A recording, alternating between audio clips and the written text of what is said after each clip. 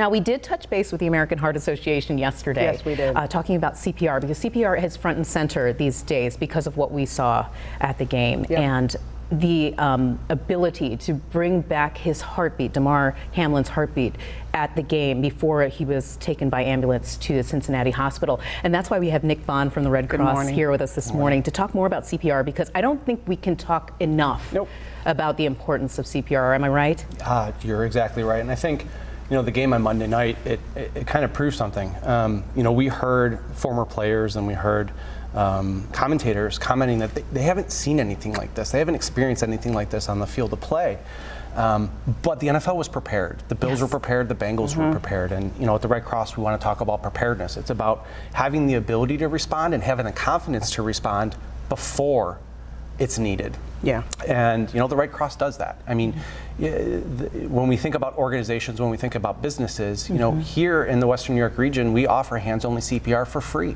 An organization can reach out to us. We'll go in and we'll teach hands-only CPR. And when you have an organization that doesn't necessarily need the certification, like lifeguards and pools, they need the certification. Yes. And child care centers, they need that certification. But just being able to sustain life until first responders can get there is so important. So we can work with organizations, we can work with businesses to go in and do training for their employees. So just like at that game, you have numerous people that are able to respond and help. Yeah, and we touched on it yesterday, and I said I am that person, because I'm sure one of the things that you get with people is people avoid it, like myself, because you don't want to think about that worst case scenario.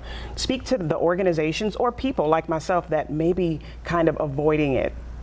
You know, I would say the biggest thing to think about is the majority of the time that you're going to respond is with a loved one, right? And, you know, when my wife was first pregnant with our first child, she wanted to avoid it too. I'm like, listen, we want to make sure that you're prepared.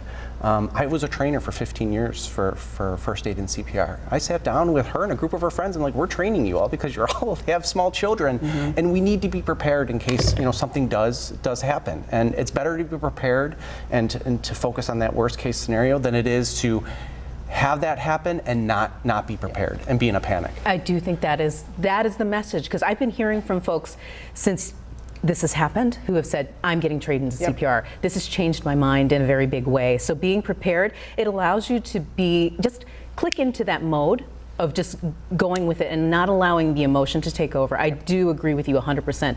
Sometimes just having the skills in place so that you know what to do, almost like it clicks into gear when you need it. So thank you so much. Where do people go if they'd like to get trained? Sure. If you want a certification, you can go to redcross.org.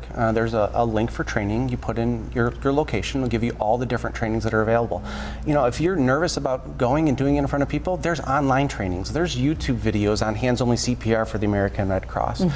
If it's an organization or a group that would like us to come in and do that free hands-only CPR training, they can call at area code 716-878-2353. That's great. And we are one of those organizations who are going to do that. We'll be talking to you after the show. Awesome. All right, today, thank you so much, Nick Bond, for being on. We appreciate your time and, of course, your expertise. Always. It's always a great time to be able to talk about things that can help other folks in our communities.